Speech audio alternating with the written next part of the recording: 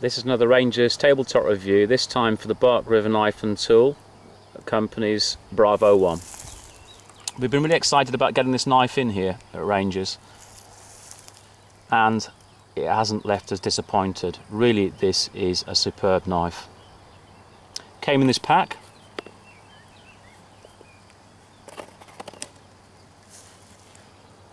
But the most important thing is, look at the thickness of this blade. This is one hard use blade.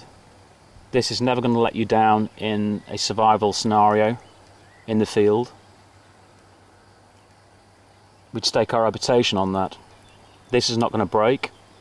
The handle is superb. It fits very, very well into any hand size or shape, as you can see. Ergonomically, it's beautifully designed with this contour here. This swell into the palm is really nice. The knife can be used for hours without any fatigue.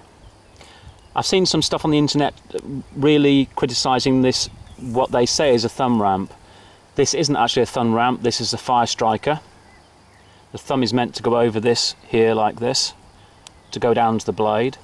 Some people say when choking down on this part here goes into the palm here and gets sore. I would say, you know, wear gloves. This is a practical use actually from a combat use as well on the Ricasso. If a blade goes over here, blade against blade, this is actually very useful. We haven't got also to forget the history of this blade. Mike at Bark River was approached by Force Recon of the United States Marines, and they asked whether they could take a Gameskeeper, his model called the Gameskeeper, and they field tested it with a number of other named knives that have never actually come out over the internet, the names of those. I think that's a pity, you know. I'd like to see what the Gameskeeper was up against. Anyway, it was the only one that came out on top. They then approached Mike and said, can we change the design, can we do something together and collaborate and come up with a really nice field knife.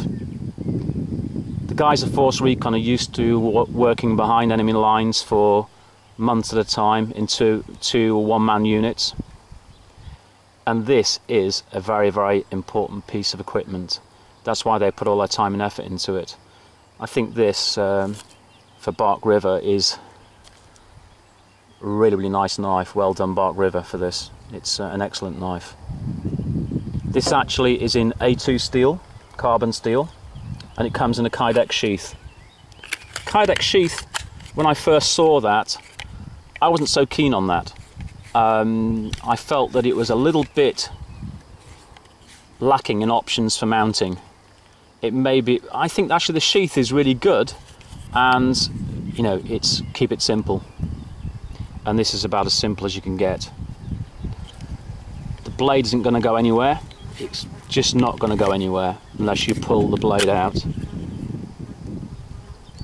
So, whilst it has its upsides and the drainage hole at the bottom, which we like, and for very wet, humid conditions, this is going to be a good sheath. I dislike the lack of mounting options. If there was a molly attachment on here, this would make more sense to me as a sheath. However, I think it's still a nice sheath and a nice design.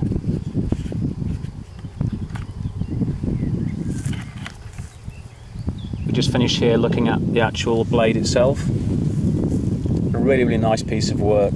Well done, Bark River Knives.